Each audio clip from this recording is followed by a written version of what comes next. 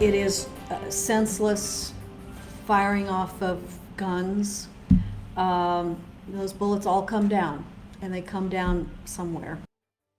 Senseless is the word Mayor Lyda Krewson is using after an exceptionally violent weekend in the city of St. Louis. Good evening, everyone. I'm Claire Kellett. And I'm Corey Stark. Police tell us 24 people were shot since Friday.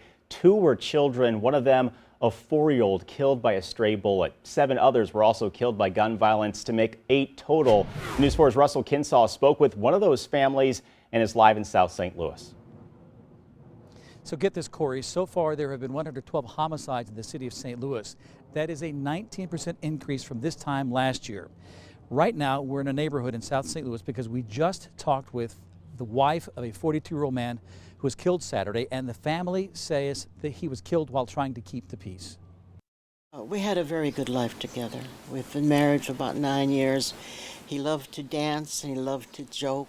Grace Young remembers her husband, John, as a happy-go-lucky guy who was also well known as outgoing and helpful. He would have some friends who were homeless, and I didn't like the idea, but he brought them home, gave them towels, and let them take showers in our home.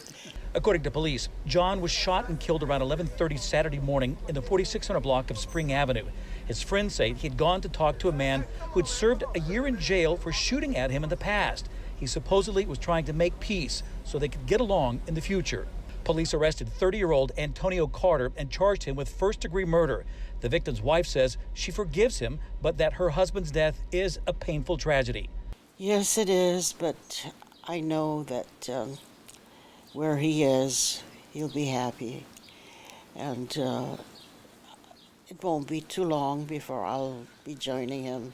The city is trying a new approach to combat gun violence. After approving millions of dollars in funding for a program called Cure Violence, the new initiative finally began last month.